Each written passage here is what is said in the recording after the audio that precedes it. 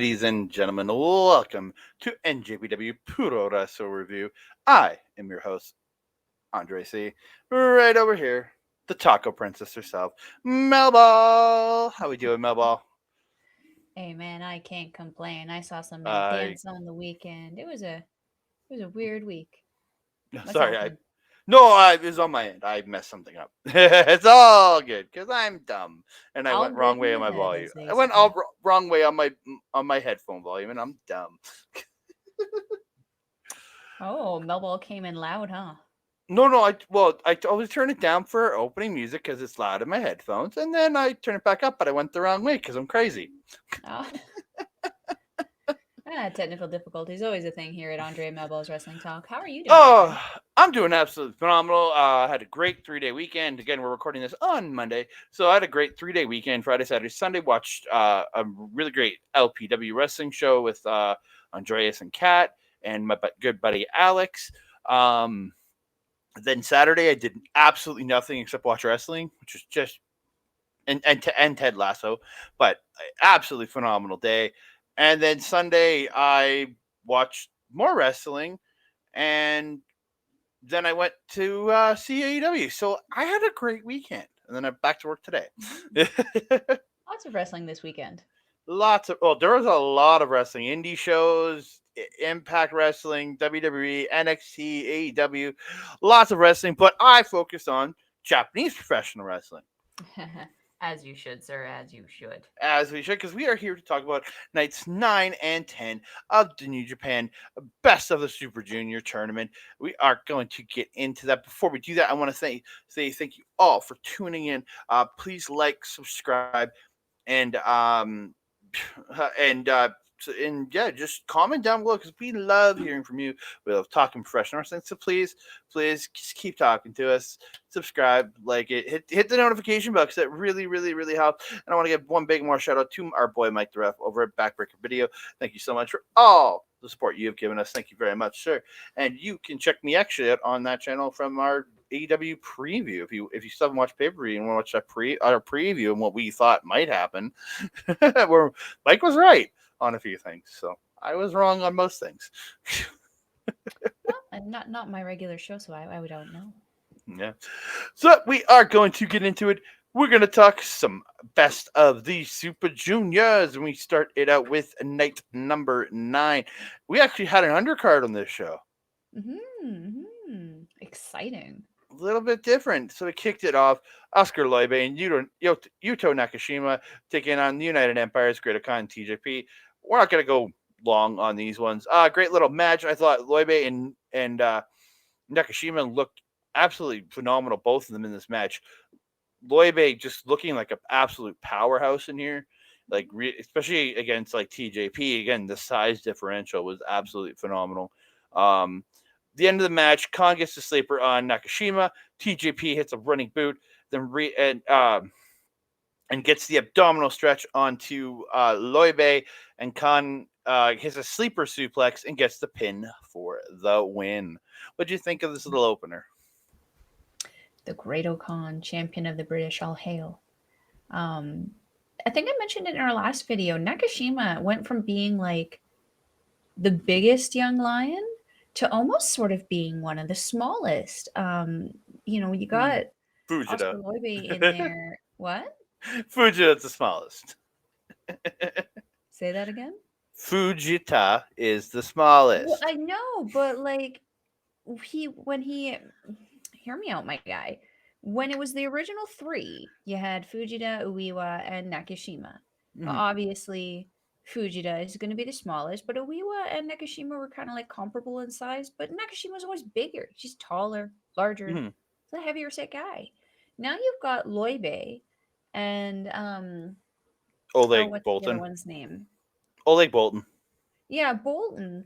These guys are freaking massive. Massive. Mm-hmm. They really dwarf Nakashima. But it's nice to see how well they all work together. Mm-hmm. Um, what else did I have on this? I really enjoyed Nakashima and Okan at the beginning here. The pulling him outside and nearly getting the count out on Nakashima at the beginning there. Very smart by Okan. Um, The only other thing I'd want to add is the elbow drops that TJP does before he applies that Muda lock. Really, really like that. Mm. A nice little touch makes him look a little bit more aggressive, especially when you're doing the move on someone quite a bit bigger than you. It definitely kind of plays into the sense of urgency of that move in that time of the match. Yeah, Very much so. And I think TJP actually really did hold his own against the big guys in here, making him look 100%. at it. But he gave them enough to make them look like he wasn't a dominating presence over them, like he shouldn't be in reality. Yeah, 100%. yeah. But we move on. We're going to move on to the second match of the evening, and it is El Desperado with Ryohei Oiwa taking on TMDK's Kosei Fujita and Robbie Eagles. It's a fun little spot. I love me some TMDK. We've established that. Really good fast start from Eagles and Desperado. Um, Eagles doing that flip off the ropes instead of the dive and goes into the Desperado bow just to be a dick. Because come on, it's Eagles and Desperado. They have had a hell of a rivalry over the last bunch of years, so you can really see it. Great little back and forth match. The chops between Oiwa and Fujita were on point. I will say that those two just laid the hell into each other, and it was awesome. Boy was still pissed off he's not the TMDK young boy. I mean, maybe there's room for him elsewhere. I mean, Desperado and worked well together. Looks like they got to replace Minoru Suzuki because he hasn't been showing up. Hey, I mean, we'll take what we can get right now, right? There you go. At the end though, Desperado reverses a wheelbarrow slam into a dragon screw and applies numero dos to Fujita and gets the win. I really enjoyed the kind of stereo stories happening in this one. The one with Desperado and Robbie Eagles setting up for their match the next night, and then I'm gonna say the frenemies kind of storyline going with Oiwa and Fujita. They were very intense. These guys starting off very pissy in each other's faces, a little Chevy, a little pushy. Yeah, I actually really, really enjoy it. It really adds to the match, especially when you don't really have a whole lot of feuds and stories kind of going in the best of the Super Junior kind of tournament here. Yeah, I have nothing else to add to that. No, I thought really fun. Yeah, and it gives you something to really get Fujita for because this is his young lion feud. It's Oiwa. Oiwa is his foil in the young lion division. But yeah, I really did. Eagles and Desperado, they have such a great history together. So seeing them work together, seeing them work, and what we're going to get on night 10, possibly match of the tournament, one of the matches of the tournament. We move on. It's the United Empire. Dan Maloney, Francesco Akira taking on Bullet Club's Clark Connors and Gedo. Akira and Maloney teaming up for the first time ever here. It's the first timer. It's the first time for Maloney. Yeah. Interesting. They did very well. I thought they for two guys that really their only interaction so far, like to us that we've seen, is their in-ring match against each other. To go and then team up like this and have, I thought, pretty good working relationship together. I thought they really impressed. Yeah, they worked very, very well together. Maloney got in whenever Akira kind of needed him. I felt Akira was definitely being targeted at the beginning of the match here, especially his knee. It just kind of seems to be a soft point for a lot of guys in this tournament, it's that knee, especially after wrestling Kanemaru.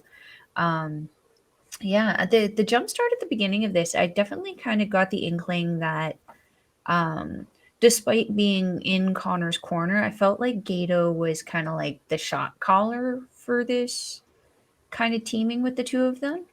I'm not hating on it. I felt that it worked very, very well together, and it keeps kind of Connor's in I don't want to say in line, but it kind of keeps him within the boundaries of sanity that he should probably remain in while working. Maloney and Connors, I mean, power versus power. Again, I think this was a kind of a showcase for the night before. The night before, they were taking on each other. These guys were just going like strike for strike, pound for pound. They were just hitting each other as hard as possible. And Maloney's chops, though. I mean, Connors was trying, but Maloney's chops are just they're so loud. They really are like shotguns. Yeah. Andre, how do you feel about this one? Dude, I thought this was probably of the undercard my favorite match of the undercard. Yeah. Like Akira, when Gedo was going for that figure four, just catching that, just a sweet kick to the face of Gedo, just planted it perfectly. Just Akira reversing the deadlift German and gets the roll through into the double stomp. I love that sequence when they can turn anything into that roll through into that stomp. I absolutely think it's absolutely great. The end though, the Enziguri followed by Maloney and following with the speed fire by Akira to Gedo. Great little teamwork to really work your two of your signature moves together into getting that finish. I thought these two did absolutely phenomenal. I have to agree. I was very happy to see Gedo get pinned in this one, just because Akira, I really did have him picked to win this tournament, but I feel like it's been a little bit of a slow tournament start for him.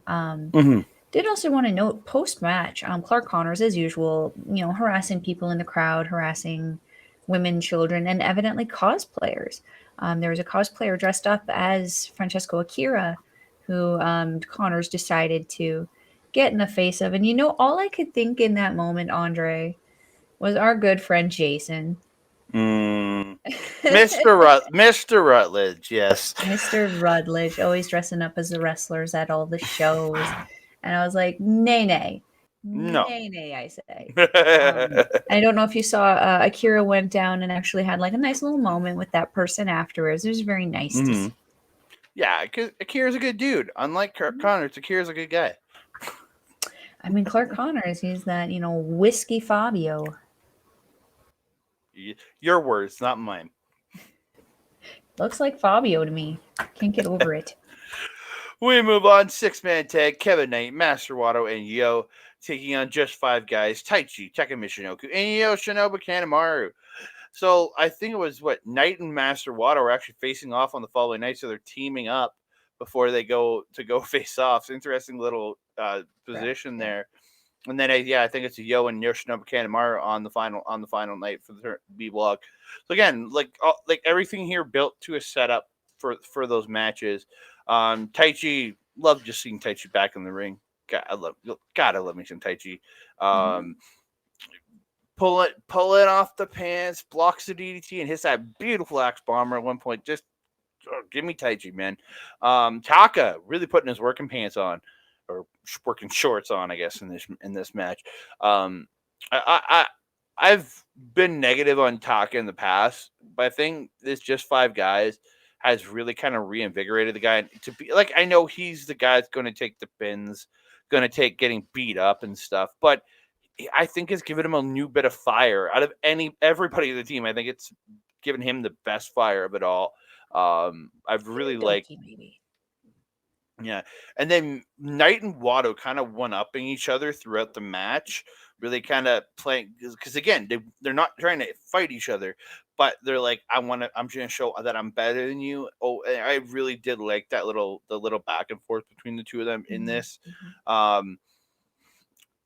Yo and Kanemaru, I didn't really get much, to me personally, out of this, other than like getting the knee worked over a bit. I really didn't get much in it. But yeah, in the end, Kanemaru has the figure 4 on Yo. That's after the match. Taka, end of the match was Taka gets the jumping kick to Knight, but Knight hits a sky high spine buster and follows it up with the pendulum spike DDT and gets the win. Kanemaru, this is really the only build for the match, really, to me, was Kanemaru getting the figure 4 on Yo on the floor, wearing him down for the next day, and then Wato and Knight have to save him. You actually pretty much mentioned everything that I wrote down, except for Taichi's entrance. He was one of the only guys from Just 5 Guys who actually lapped the entire auditorium, which was a nice little experience for the fans there. Yeah, Taichi pants. I really didn't see it because I skipped most entrances at this point because It's undercard. We move on. Oh, and Robbie Eagles now joins the commentary team for the last 4 matches. We thought it might be TJP, yes. but it is Robbie Eagles this night. I think they kept TJP out because he was supposed to be on this show against Taiji Ishimori. So before we get into this match, with Taiji Ishimori out with his C4, C whatever section. His neck issues. He does forfeit his final match, and TJP gets an automatic 2 points. We can't complain about that. No. I'm pretty sure Taiji Ishimori could, though. Yeah. But we get into it. It's the Gooch, Ryusuke Taguchi, taking on the Kushida. This match, sadly, has no bearing, as both men are very much eliminated from this. Gooch pretty much needs this match to keep himself out of the Goose Egg category. Yeah. This was a strange match for me. With I really, really, really, really enjoyed it. But it was Taguchi was like, he was back to Taguchi.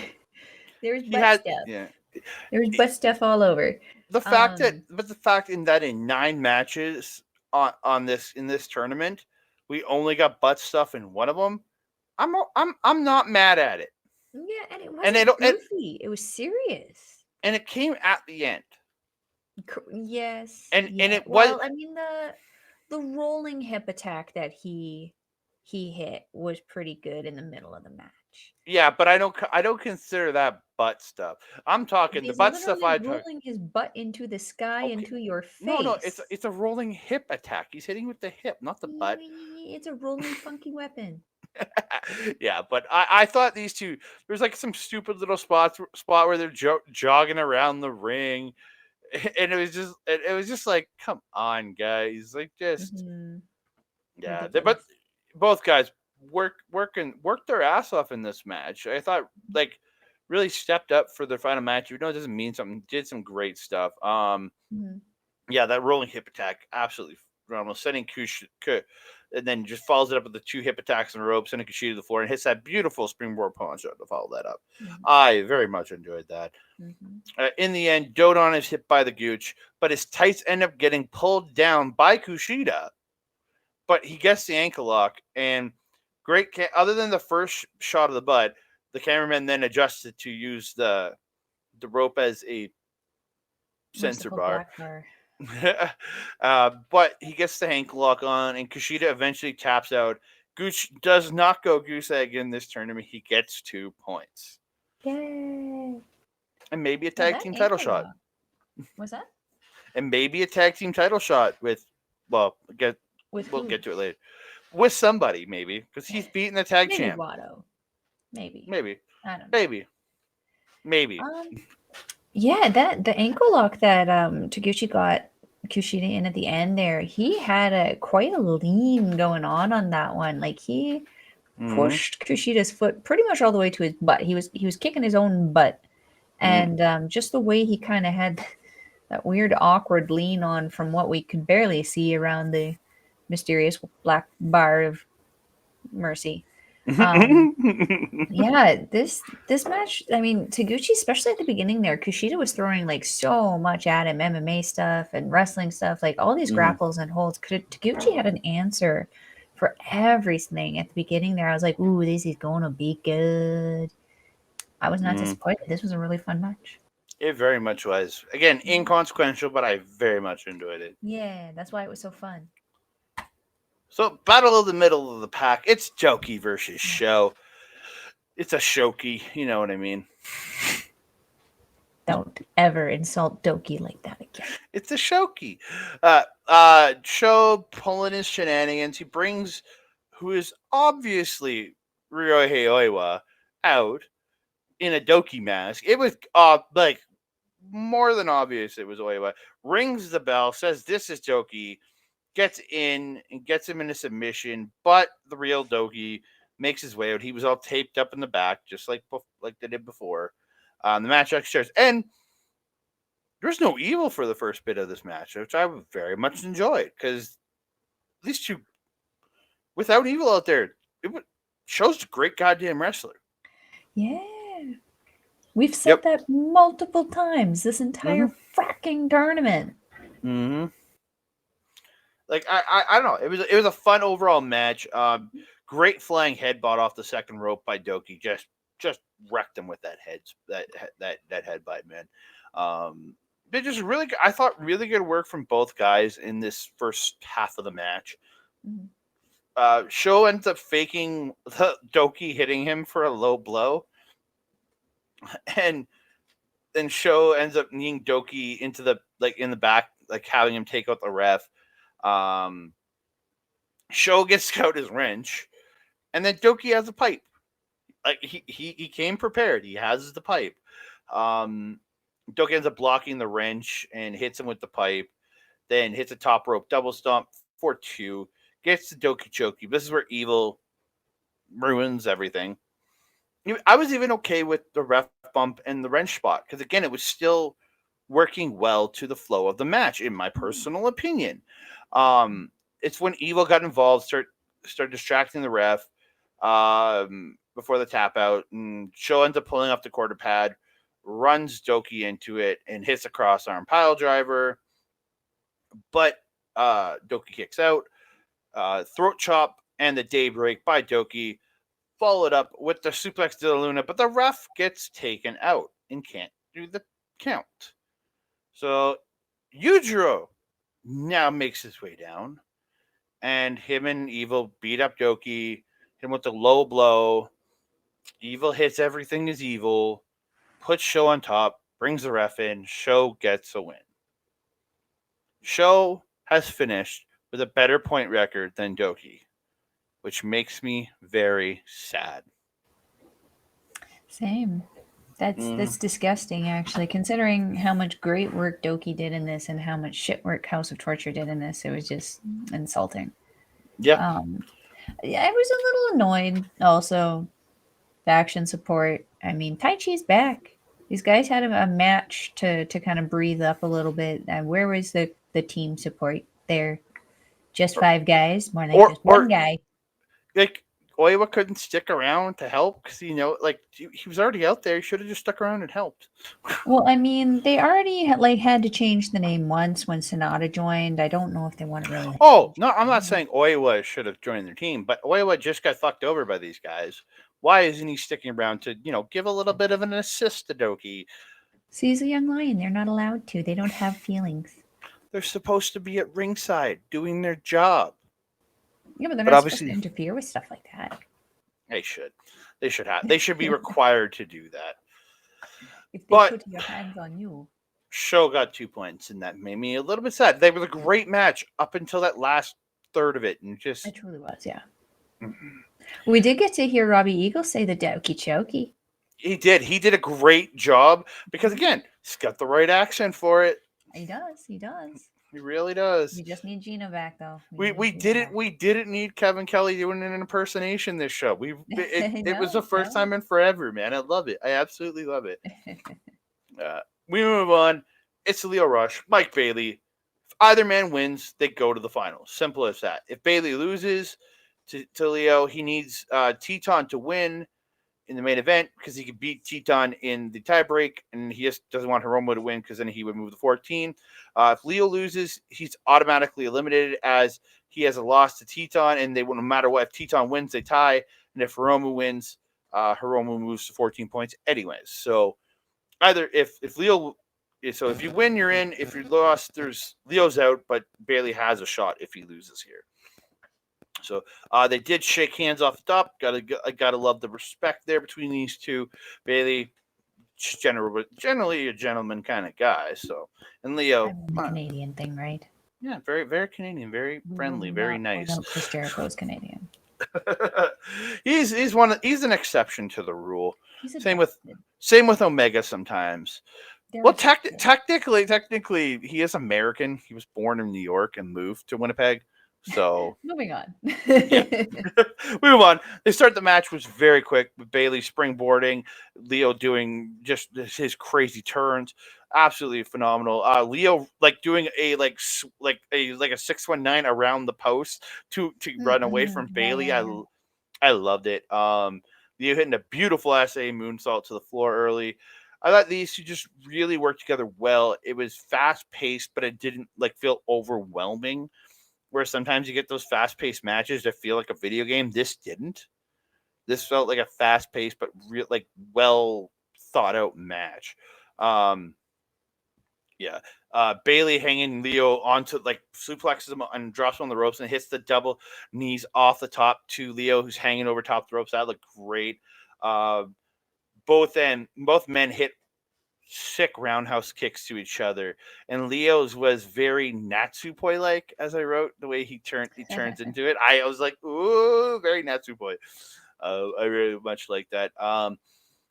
Leo catching Bailey with the running Spanish fly, puts him on the apron. Leo goes to the top, but Bailey comes up, and Leo hits another Spanish fly. Really good spot there. But we get to the end. Leo gets trouble in paradise and hits rush hour, but Bailey gets out of the way of final hour. I wrote Naily. This last one, Jesus, my typing is terrible. Bailey hits the tornado kick. Bailey hits tornado kick into the corner, tries the flamingo driver. He has to readjust. He gets it, and he hits it. He gets the win. Mike Bailey going to the finals, 14 points. I don't have a whole ton to add to this. I did really enjoy all the reversals, the submissions. The pace of the match, I disagree with you actually. I felt it was actually a little overwhelming for me. Okay. And I think that's because of the two people involved here. These are two North American wrestlers. So I feel that they kind of wrestled a bit more of a North American style match. That being said, though, it wasn't too overwhelming for me that it was unenjoyable. It did kind of feel almost constant. Like there was not a whole lot of breathing room in between sequences and stuff that was happening through the match. But it, again, wasn't to a point where it was like not awesome. Like I complain a lot about the North American style wrestling and how it's very spotty and there's just like so much shit piled into one congested thing. They did have a lot of stuff, but again, I didn't feel it was to a point where it was like, eh. That being said, though, because of the styling of it, it did happen to be like not one of my favorite matches of this night. Just because I have kind of become a little disenfranchised with the North American style. But the match was absolutely incredible. These guys put on a hell of a show. There's so much emotion and intensity in that it made it so enjoyable. Oh, I thought again. I very much differ. We can differ. That's what we're here for. Here to debate. We're professional. I thought the issue had one of the again. This is definitely for me a top 10 match of this tournament. There's a lot of great matches coming out of this tournament, but I would highly recommend this to anybody wanting to see it. At least for in the round robin style. In the round robin section, this was definitely a top 10 match for sure. I recommend the next one. We move. Oh, heck yeah! This is top 5. 100% top 5. Like Teton, Hiromu, Battle of LIJ. Gotta say, Teton's entrance mask was actually nicer than his actual mask. Like it was by far. They did the LIJ fist together at the start. Instead of the handshake, it's the LIJ fist together. I like that. Very quick start from these guys. This I found this is a match I found a little overwhelming. It was very fast. Very fast. These guys move so quickly. I kept up. Again, I also watch at 1.5 speed because I'm insane. But yeah, they were probably moving really quick for you, sir. Yeah, but even if I was watching regular speed, I still would have thought, "Holy crap, these guys are moving quickly." Just everything. Hiromu tries his sunset flip bomb early, but can't get it, so he readjusts and hits an apron bomb to Teton. Oh, that looked rough as heck. Kevin Kelly and Robbie Eagles, after Tope Suicida from Teton, they talk about the differences between Eagles, Tope Suicida, and or the Eagles does the rotation on the Tope Suicida, or on the suicide dive, that he does a rotation sometimes, which is as they called it, the suicide con hilo. I was like, that's an interesting name. Okay, but I like that. I just had to write that down because like the suicide con hilo. I was like, I like that. I like that. But yeah, this Teton was really working the knee, like just trying to literally destroy the knee of Hiromu, like of his boy, his tag partner, like kind of shitty, but you know, his tag partner. well, but him and Hiromu have tagged together, but like just saying, like, is this boy, and like she was a little rough, but again, he's trying to win this tournament. Front chancery by Teton, but Hiromu turns it into a suplex, and then turning that into the Falcon Arrow, and hits it, and then hits the DVD into the corner. Loved it. I thought just everything good. There's one point where Kevin Kelly said he hit a time bomb 1.5 because there's a time bomb 1 and the time bomb 2, and he said time bomb 1.5, and I was super confused. Yeah, I would see. Yeah, I didn't hear that. Yeah, because like Teton dived and he caught him and hit him with a time bomb. So I think it was like a dive or like slightly different, and that's why he called it 1.5. I don't know. And then he followed up with his beautiful version of his pumping bomber, and I love it. I will always call it his pumping bomber because it just he's learning. He's learning from Shingo. He really is. Yeah. In the end, super kick, which was absolutely sick by Teton. Yeah, and then a kick into the corner, and then a top rope double stomp. Then he applies his version of the Muda Lock, and Hiromu eventually has to tap. Or sorry, he gets his immortal. I'm sorry, I always miss it. What he said. He gets the immortal, and Hiromu, after that neck being torqued so much, has to tap out, and Teton is declared the winner. Yeah, he locked both those hands underneath the chin and just reefed on him, and he kept his hips bridged up. You could hear Robbie just on commentary, keep them hips up, reef on that neck, and he did exactly that. I don't have a whole ton to add to this, except for Naito in Japanese commentary for this one. Was given the book by Hiromu, which he disrespectfully threw over his head. Loved it. Gotta love their little teasing relationship that they kind of have going on there. The Tope Suicida from Teton was just perfect. There was also one point where Teton did that variation of the Indian Deathlock. I really, really enjoy that submission style. It's one of my top 3 favorites, secondary to like the Paradise Lock and the Doki Choki, obviously. But yeah, this was a really fun match. The incredible main event and such a great show of showmanship at the end. Hiromu being like, "Yeah, you got it," rolling out of the ring, letting his buddy have his celebration. It was nice to hear Teton close out the show. So yeah, Teton moves up to 12 points. Hiromu has 12 points, but by beating Hiromu, he has a tiebreaker win, and he did beat Leo, who was also at 12 points. So he moves on. So Bailey is a 1, Hiromu is Teton is a 2.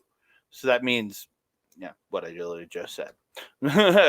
They're in spots 1 and 2 going into the finals. So the end of this block, it comes up. I'm going to make it a little bigger there, and I'm going to take away that for a minute.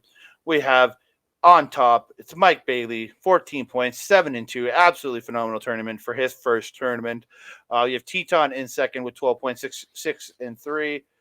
Leo Rush and Hiromu Takahashi also with 12 points, 6-3. TJP and Taichi each with 10 points, 5-4. Show alone with 8 points, 4-5. Douki, 6 points, 3-6. Kushida, 4 points, 2-7. And Taguchi, 2 points, 1-8. Yeah. Just What a world. What a world. what a sort of wonderful world, I guess. Yeah. I mean, and the tournament to get there. I mean, my goodness. The Like, Kushida one is the one that always surprises me in this one, but yeah. yeah, it very much is. Kushida, I really expected him to be higher up in the rank because I thought he'd be contending at the end. 100%. But we're gonna move on. Night number 10, the B block final. The final night of the B block. We're talking starting it out. Mike Bailey, Oskar Leube versus Lio Rush and Yuto Nakashima. Fun little follow up from Bailey and Lio Rush's phenomenal match on the night before. The striking exchanges between Leube and Nakashima, absolutely phenomenal. Again, they tagged the night before, and then to see them go to war, I loved it. I loved it. And Leo getting that low pay to both Leube and Bailey on the floor, very, very good. But in the end, Leube hits a running cross body and pins Nakashima. Like, Very surprising. yeah, I didn't expect that to be the finish there. No, me neither.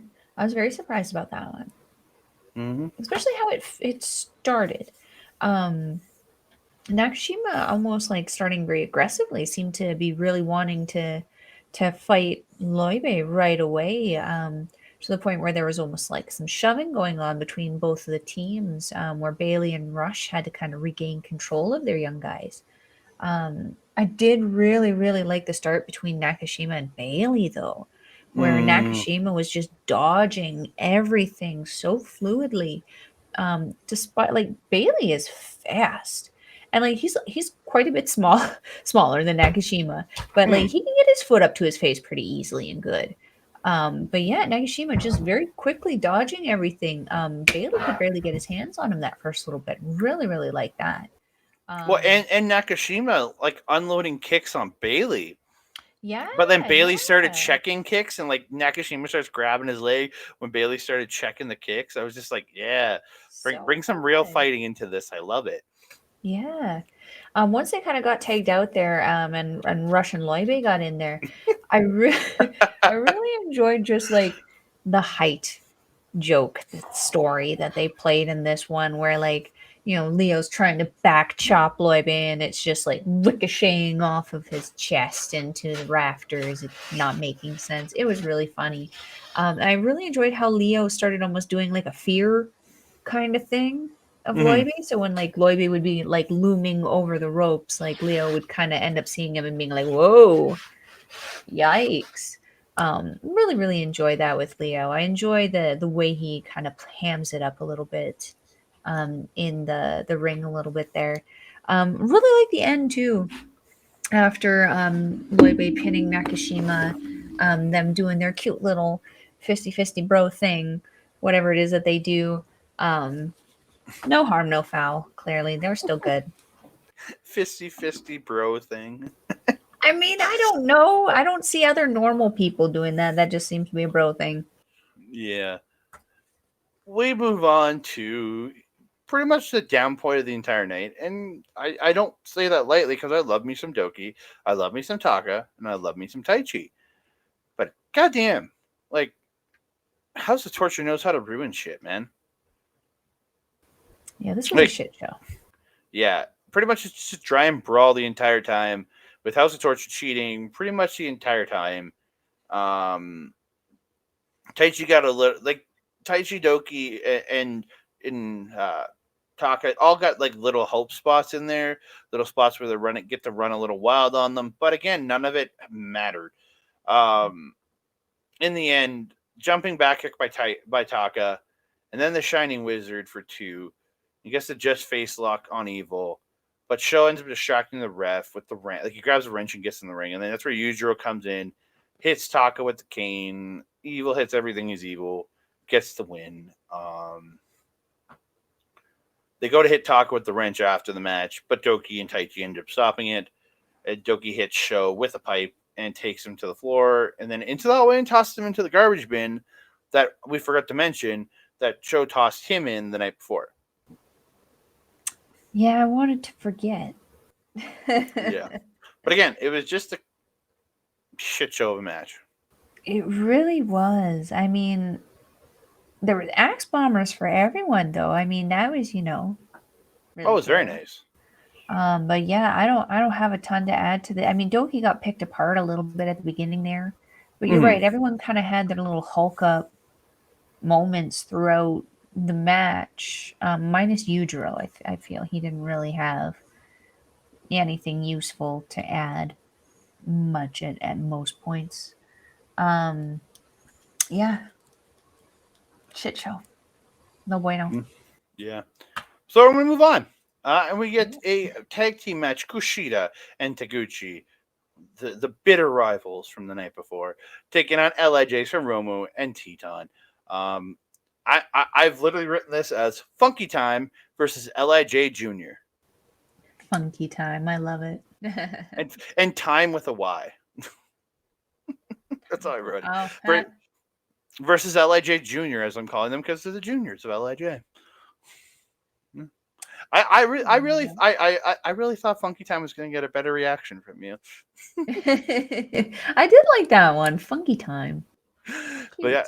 But yeah, Hiromu rolls out, puts a chair on the outside, and tells Teton to sit down, relax, have a drink, just enjoy the show. Tranquilo. I want you to have a night off. Tranquilo.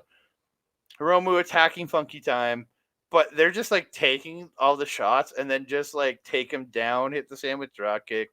They end up working over the arm of Hiromu throughout the match. And they do this spot where they bring he brings the Hiromu to Gooch in the corner, and Gooch does the arm breaker to Hiromu. So and then he tags in, and then he's going to bring the arm to Kushida, and they're facing away from the ring because again, was it Alex Zane and what was this part? Lindemann did this at the when they were in the tournament last year, and I absolutely loved it. But yeah, and he Gooch or is it Kushida inadvertently works the arm of Gooch. It was sad. I was a little sad about that because I really like Funky Time. Just a fun little match. Nobody really doing anything absolutely spectacular in this. Roma catching the knee and hits a dragon screw to Kush. Kushida stops Teton from getting his immortal. See, I said it right this time. Is immortal, but Teton unloads on Taguchi, hits a tornado DDT, hits a springboard double stomp to Gooch, and gets the win. That's the immortal for you.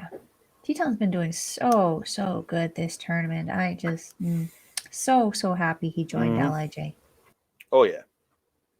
Very you good got anything else after losing Sonata? You got anything else?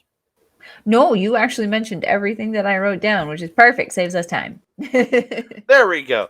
We move on. First of 5 in this night, we got Bushi versus Francesco Akira. TJP walks Akira to the ring, but joins Kevin Kelly on commentary. And even Kevin Kelly said, I wonder if TJP, if this match mattered and Akira was still in contention, he doesn't think TJP would have been joining him at ringside at this point. Well, you've got to corner his boy, right? But yeah. But like I said, Akira and Bushi are both mathematically eliminated here. Bushi's entrance mask. The Venom mask, yeah. So good. Like we got to do something, and I need to become friends with Bushi so I can convince him to give me that mask. Don't get me wrong, it'd be awesome to be friends with Bushi, but I want that mask. We could go to his fried chicken stand all the time. There we go. Fried chicken and a Venom mask. I'm in. Yes. You know what we're doing when we go to Japan? Fried chicken and Venom masks. I thought these two had a great match. Worked the match really good back and forth each other. Bushi really working over the knee of Akira throughout. I thought their chemistry in this match was absolutely phenomenal. Like Akira, and you had TJP talking that Akira is literally making young guy mistakes, and like he's pointing it out, but like he said, he's got to learn, and like things like, and like I like that.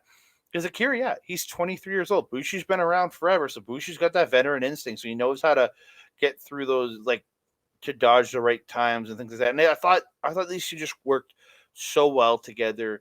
Yeah. I'm just gonna go to the end of this. Yeah. Lungblower is blocked by Lungblower gets blocked, but Bushi goes again and hits it for 2.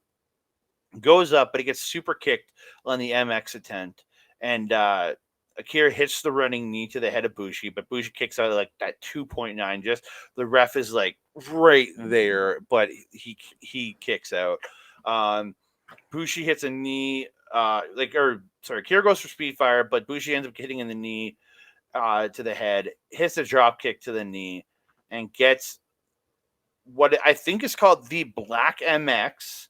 Or the Black Mex. That's what Kevin Kelly said. I'm just going with it, which is that layback sharpshooter, like where he's like it's that layback. I didn't hear him either.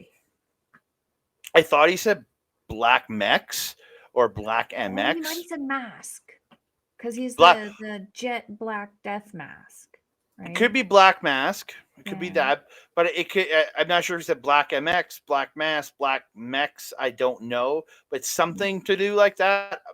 Please let us know in the comments below what the right name is if you know, because I couldn't understand what Kevin Kelly said there. I even slowed it down. I even slowed it down to regular speed to re-listen to it, and it still sounded like Black MX. It was like meh. It was meh. The black part I heard, but then he's like meh. It was just like, what the hell? Even at regular speed, it sounded wrong. So, and Akira just fingertips away from the ropes, and Bushi rolls them back to center, and Akira has to tap. But absolutely tremendous match between these two. Oh yeah, tremendous. Yeah. You actually mentioned everything that I said, except there's one Bushi in the crowd. One Bushi. Full cosplay. And it was like an American mask Bushi. Very interesting. Also worth noting right now, I noticed that there was also a tiger mask in the crowd. Ooh. Wow. We haven't seen him in a while either, so. No, we haven't. Hopefully we'll be seeing him again. He's been getting active on his Instagram again. Yeah. So we move on. Oh, and one more thing. I wrote it down here. I really hope we get to see, with Maloney joining United Empire, he's kind of the third junior. So what I would like to see personally, for if these guys need time off when there's tours, I would love to see if they can get the junior titles back. I would really love to see it being worked as a Freebird rule between the 3. So you have all 3, like the New Day did with the tag titles, the Freebirds did back in the day. Just so if TJP's got to be in America, you can still have Akira and Maloney on the tour, defending the tag, working for the tag titles or defending the titles, and then I would like to see that, the unit be the team. I don't know. I'm crazy like that though. You are. It would be an interesting concept to do for sure. It would certainly make sense because what are they going to do otherwise? Yeah, and the fact that Maloney is English, so he lives in England. TJP lives in the States. I think Akira is Japanese based because he's been training over there for years with other people, with Hijiri and others. So I think he is Japanese based because he worked for Pro Wrestling Noah before this. So it would just if you can't get if you do put the titles back on them at some point, if you can't get TJP, you can still have Maloney be in there. You know what I mean? Or you know what I mean? There's always that ability. It's just something I would like to see that we don't see in New Japan. You don't see a Freebird rule, and I think that'd be kind of cool to see United Empire play with that. It's worth mentioning to the right powers that be. Just send me $1,000, Gedo, and you can use my idea. Gedo, the booker. If you want to use it, just send me $1,000. And American. I want 1,000 American. I want 1,000 American, and you can use my idea. You can use my idea, man. He is Bullet Club. We don't know if they'll pay. Probably not. We move on. Dan Maloney, Clark Connors. Holy shit.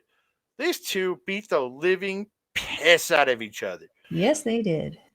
Connors confronts Maloney on the floor, And they, during his entrance, they just brawl around. They're just beating the shit out of each other, throwing each other into walls, fighting into the chairs. They're brawling at ringside. Maloney chopping Connors into, like, he goes flying into the chairs off the chop. Connors comes back, slams Maloney on the announcer's table, or the ring bell table. And then running his face. He runs his face along the barricade. I was like, ooh, I haven't seen somebody run a face along a rope or anything in a long time. And I was like, classic spot. I really respected that. And then Connors picks up this white metal bench and just yeets it at Maloney. And it was just like, what the And then, like, Connors is grabbing another bench, and Maloney just yeets the bench that was tossed at him back at Connors. And I think Connors took it even worse than Maloney did. Because it like bounced off the other bench and like hit him, and it was just look rough as shit. Yeet. Yeah. And then they fight it back to rings. Like, Connors ends up running Maloney into the post and starts yelling at this woman and some kids, and I'm just like, dickhead. Distraction women. Yeah, and then it was just a great brawl around the ring. They get back in, it starts, and they brawl around the ring. Maloney ends up getting a backdrop on the floor, then clashes the crowns with TJP. That's what I'm going to call it, clashing the crowns, you know. Yeah, clashing the crowns. Great. Maloney unloading the gunshot chops, hits a drop kick in the ring, and followed by a fisherman brainbuster for 2. Maloney hits a sick looking super kick, but Connor then he sets something up for the gore, runs in but gets snap power slammed. Like, whoo! The end of this, Connor hits another spear, then he follows up with trying to hit no chaser, but Maloney ends up taking them both to the floor with, like, he grabs the choke and they go over the top. They brawl on the floor. Maloney runs Connors into the post and then hits him with a gore. And Maloney's back in at 18, and Connors doesn't get back in. And Maloney gets the count-out victory. Again, you made Maloney look insanely strong by taking Connors out and putting him down on the floor, but you don't make Connors look weak by, like, again, I don't think he would look weak taking a pin, but you keep him strong in the beast that he's been, by having him get pretty much Maloney at the result of the floor to take him out. I really did like the finish. Like, I like the count. I like the count of finish in this. And then after, Connors is spazzing the shit out, just throwing chairs, tossing just yeeting the barricades, shoving young lions, just absolutely tremendous. Just tremendous. Beautiful chaos. Yeah. That was so. It was. I love this match. I thought these two absolutely tore it down. It was very fun. Very, very fun. I was very looking forward to this match. Since Connors is used to being kind of that solo power kind of house, to see him actually being tossed around for once was pretty satisfying, not gonna lie. Sorry, Whiskey Fabio. That's a weird name, but okay. Well, I mean, he's 100 proof. He looks like Fabio. I don't think real Fabio drinks whiskey. I don't know. Have to investigate that. He's probably a wine guy. Yeah, a little snooty, right? Yeah. We move on. Master Wato, versus Kevin Knight. So if Wato wins, he needs either Desperado or Yuto to lose, as he will lose tiebreakers to both of them. If all three get 14 points, he loses. He just loses. And if he loses, he then needs Robbie Eagles to beat Desperado, and he needs Yuto to lose, and then him and Eagles would go to the finals.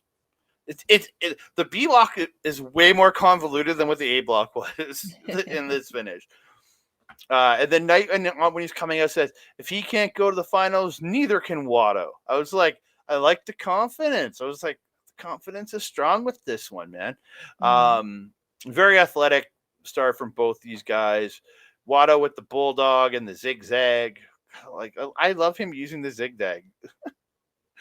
I don't It know. looks good. He makes it look good. Wato with a huge Chopekon Hilo tonight on the floor. He got some great height and arc on that. Wow. Looked really good. Okay, so Wato followed that up. He put Knight back in the ring and did his springboard. He uses a springboard uppercut. Mhm. He springboarded, then he landed on the mat, and then he jumped up and hit the uppercut. It's like, come on. Like, Knight was a little too far away, but like, He's not as springy as Knight. I know, but usually he doesn't do that. Like, usually he springs off the top, spins, and hits the uppercut as he's coming down. But it was just so stupid. Bad timing.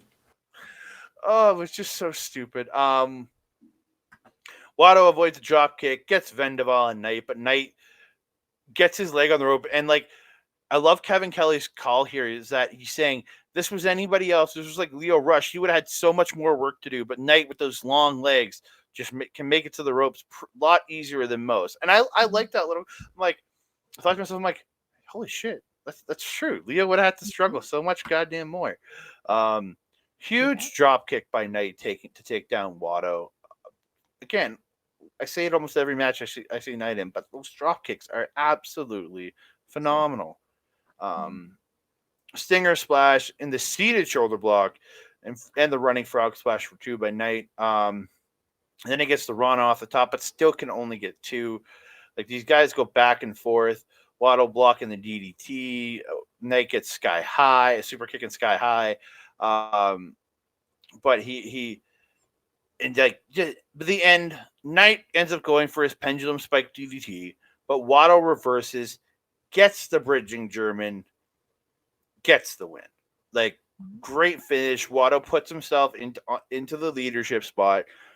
So all he needs is for either Yo or Desperado to lose, and he moves on. And he will be at least, if Desperado wins, he gets a 2. If Yo wins, he gets a 2, and the other loses. If Eagles wins, Wato actually will get a 1, and Eagles will get a 2. But again, we'll get to that. Sorry, the cat is crying. I heard a kid. I was gonna say I heard a kitty. Someone decided to come upstairs today. I actually have nothing to add to this one. You got everything I said, which is great because we're approaching that hour meet. That hour meet. Yes, peak. That hour meet. Sir, do you know what time it is? I am tired, and I am. I've been up since 4:30 a.m. So take that. No. Okay, don't take that then. We move on. Yoshinobu Kanemaru. Yo. If Yo wins, he's in. Simple as that. He gets at least first or second place. Or if he wins, he's in first place. If he loses, he needs there's a giant mess if he loses. Let's just say that. He needs Desperado and Eagles to do a giant mess. So again, we get Yo versus Kanemaru. Kanemaru sticking to the game plan that he's done in every single match and works that knee. Just that, again, that's what he's been doing this entire tournament. Mm-hmm. Hasn't worked super well for him, but it's been working. He's gotten some wins off of it. Mm-hmm. So he really focused on the knee in this match. And Yo just really being the guy battling back in this match. I found anyways. I thought it was okay. I'm not going to call this a great match because it was there. I enjoyed it, but yeah. I noticed something when Yo hit his, as we call it, the Yoshi Goroshi. Kevin Kelly, I just finally realized every time he does his Yoshi Goroshi, Kevin Kelly says he puts the needle to the vinyl. Is that the name of the move? The needle to the vinyl? Maybe. I thought it was just a weird little quirk that Kevin said, but I have a feeling it's the name of the move, but I just never realized it. Maybe I'll have to look it up. Yeah. I'm just gonna hawk to the end here because again, this match was good. It just didn't stand out particularly for me. Kanemaru misses the moonsault. Yo gets a super kick and hits a snapdragon for 2. Kanemaru stops the direct drive, gets a roll-up for 2, then crosses and then just leans forward, crosses the leg, and then torques back with the roll-up and gets a 3 count. I called it a super pin because I didn't know what else to call it. Yeah, me either. Just cross the legs and get a super pin. Yeah, and figure 4 pin. Yeah, sure. The figure, figure 4 pinfall. That's what it looked like he was doing with his legs there. Yeah. He massacred Yo's knee in this one, absolutely massacred it. Just banging it off the posts. That figure 4, that was just crazy. Yeah, I have nothing else to add to this one. That was just mental. Yeah, it was just him destroying the knee. It was again not a bad match, but it didn't stand out to me. Kanemaru is a beast when attacking that knee. Oh, 100%. Yeah. Heel master. We move on. So Yo's out. Yo only has 12 points. Yo's out. Because if Robbie Eagles wins, he has the tiebreaker win over Yo. Okay. So and he'll beat Desperado and they'll be tied and he'll have the tiebreaker over both men. So this match is win and you get in. If Desperado wins, he's B1. If Eagles wins, he's B2. Simple as that. Just first and second place. They shake hands at the start of the Desperado puts the hand out and Robbie just kind of looks at the hand and he's and then he shakes it. And I was expecting Desperado to pull him in to something. I really was, but he didn't. And I'm just okay. Shout of respect. Desperado here. Two guys, two warriors that have been battling. It's a kitty. I can hear a kitty again. I don't know if you guys can, but I can hear a kitty. Got good headphones. We're not going to comment on that. Yeah. No, your kitty. Your actual cat. That's what I'm talking about. I'm not being gross. Not the dog. Cat. Desperado goes to work. Really goes to work after that knee of Robbie Eagles, which has been really damaged over this match.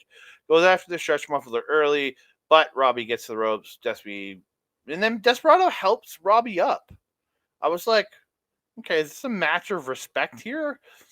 That went out the window pretty damn quick. And they really go to work. Again, Desperado really went to work with the leg, with working that leg and this. And so did Robbie Eagles when he got on the advantage. He was really working the knee of Desperado. Because again, both these guys' main finisher or submission finisher works over that knee.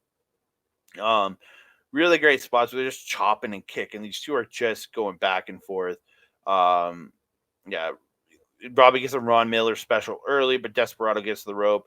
Robbie gets another leg lock on, and he's just he's lifting the legs up and slamming the knee into the ground and going, Robbie, oi, oi, oi. And I just love that he's leading the crowd and that as he's just beating the shit out of Desperado's knee. I really like that. I thought their back and forth was absolutely spectacular. It's a kitty! He's the pussy. Yeah. He made it. Yeah, but the chop exchanges were absolutely tremendous.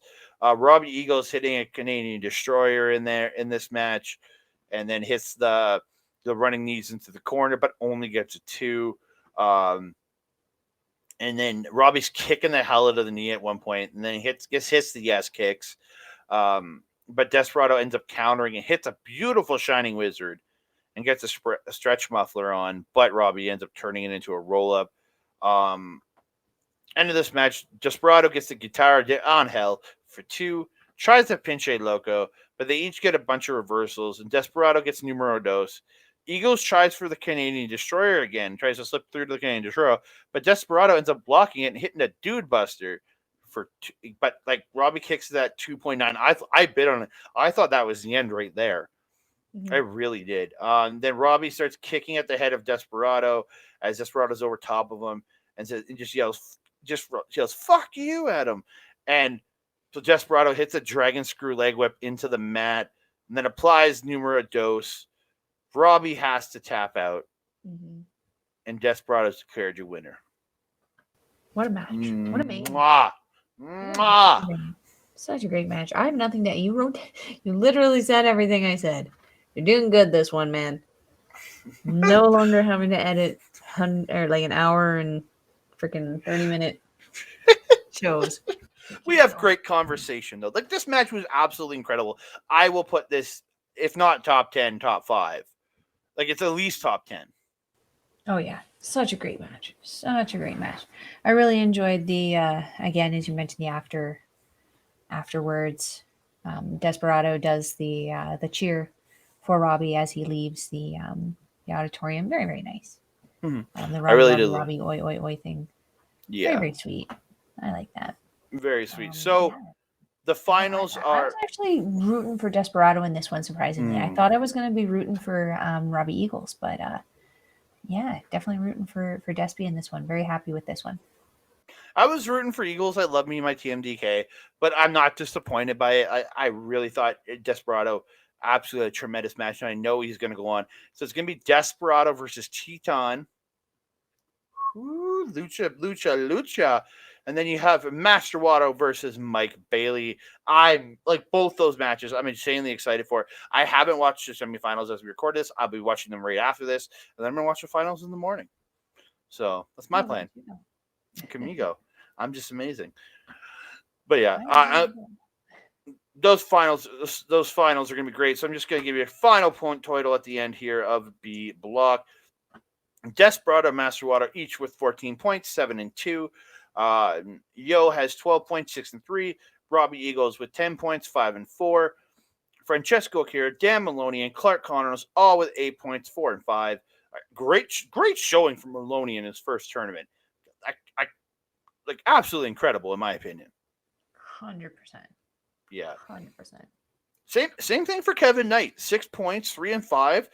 That's a very respectable showing. Or sorry, 3 and 6. Sorry, very respectable showing in your first tournament. Absolutely, yeah. Yeah, absolutely. I mean, you got Connors above Kanemaru. You got Connors above Kevin Knight, above Bushi. That's crazy. Yeah, and then Yoshinobu, Kanemaru 6 points, 3 and 6, and Bushi 4 points, 2 and 7. But again, absolutely tremendous tournament. Like all the round robins matches were insanely exciting. I'm so excited to watch the semifinals and the finals.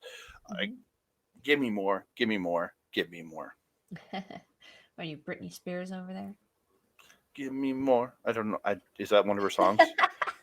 I really don't know. I know there's Hit Me Baby One More Time. That's the only one I really. Yeah, we won't get into that. We don't need copyrights.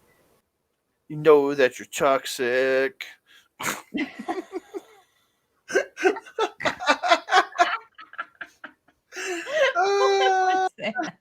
It's another one of her songs. Oh my goodness. And ladies and gentlemen, if you're wanting to watch NJPW, we will leave the link in the description box below. It is njpwworld.com. It is approximately 999 yen, or about $10 Canadian, which is a lie. Why are we not tenning? Oh, sorry. I was pulling something up else that I want to talk about before we go. So. Well, right now we're talking about the perfect 10, which is the $10 that you would be spending on NJPW World Wrestling. It's actually a lie, though. It's only more like $7 right now, but we love Sean Spears here, so we're just going to perfect 10 that stuff. Again, the link is in the description box below there while that Canadian guy goes ham over there with his jazz hands. Jazz hands. Jazz hands. It's my 10 hands. Perfect 10 hands. Perfect 10 hands. So we are going to get out of here. So you can find me. Oh, I should bring that back up. You can find me on Twitter, Mastodon, Hive, and Hive at That Canada Guy. Instagram at That Canada Dude. You can find me on Facebook at Andre Melball Wrestling Talk. You can also find me over on the OLE rest of our local establishment YouTube page and Twitch show, because this weekend we are scheduled, supposed to be looking like Saturday because that's the day I'm off, to be talking Spider-Man Into the Spider-Verse. Hopefully we're hoping to do that again. schedules are conflicting right now, but I'm going to see that Thursday night. I'm excited, very, very, very, very, very excited to see that movie. Into the Spider-Verse, going to be checking that out. So that should be coming out within the next week or two on the YouTube page. We'll be doing our live stream on Twitch when we talk about it. So please check that out over at OLE, twitch.tv/our local establishment, and on YouTube at youtube.com/ at our local establishment. Great stuff over there. And over on I got to give a shout out to my boy, Mike the Ref, over on Backbreaker Video. Thank you so much, my friend, for all the great support you have given us and for simulcasting all these shows. You might be watching us on Backbreaker Video right now. So if you are, give the channel a like, a subscribe. We'd really appreciate it. And you can check a lot of other great content from Mike over on his Twitch channel at twitch.tv/Mike the Ref. All the great gaming content that he's doing. His AEW watch-alongs every Wednesday. Check that out this Wednesday to check out the follow from AEW Double or Nothing. Please check that out. And then all the great gaming content you're going to see, youtube.com/@backbreaker_gaming. It's Mike, it's PJC, and it's Rick Jules. And I'm hoping to do some content coming up in the future. I might do some one-off games here and there. Don't know quite yet. Life's just busy. And I got one more other thing I want to shout out here. June 10th, I will be participating in the Edmonton ALS walk for the Alberta ALS Society. My best friend who was diagnosed with ALS last year. And, I'm sorry. This one. No, on your time, my friend. And so we are raising money for the ALS with the ALS walk. So we will have a link to if you I'm not asking you to donate, but if you want to donate, please, if you're sending $5, anything is appreciated. But again, I'm not asking for them. I don't want you to feel that obligation to any of you out there. I'm just, if you feel you want to, even $5 to anything is greatly appreciated. So thank you. I would thank you very much if you do. Please message me on here or on the Facebook page. If you do, I would love to say thank you personally to you if you do.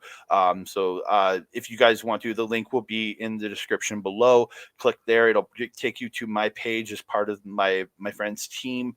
You can donate there. I would very much appreciate it. But again, I'm not please do not feel obligated. I'm just putting it out there. So as I am doing the walk on June 10th with my friends and his family. So please, if you can, support. If not, but again, no expectations, ladies and gentlemen. Melball, after I make it all sad, where can they find you, madame? If you're wanting to follow a Melball on social media, you can find her on Twitter at Collins Melball. You can find her on Instagram. Where else? Facebook, Mastodon, and TikTok at Melball Collins. You can also catch me on our Facebook fan page there, Andre Melball's Wrestling Talk. You can also catch me on our local establishment as well every other Monday. The Melball, the Gold Standard, Carl Carofel, and the Werewolf Alex. We put out a spooky ooky show called Paramindful. This week we had some weird issues going on with scheduling and technical stuff. So unfortunately, we just got an EVP, but we got an EVP on some place called the Cisco area. Alex put that out for us now that he's done saving the world. It's all about alien encounters. You want to go check that out if you want to hear about some spooky out of this world stuffy wuffies. Oh, if you're saying Cisco, I thought you were going to talk about the thong song. No. Now I know what I'm going to listen to when I get off of here, though. And you also can check a Melball out at Astra Pizarro's YouTube channel on our show, Ladies Wrestling Showcase, which goes every other Friday. This Friday coming up, we're going to be touching again on the feud going on between Trish and Alundra Blaze there.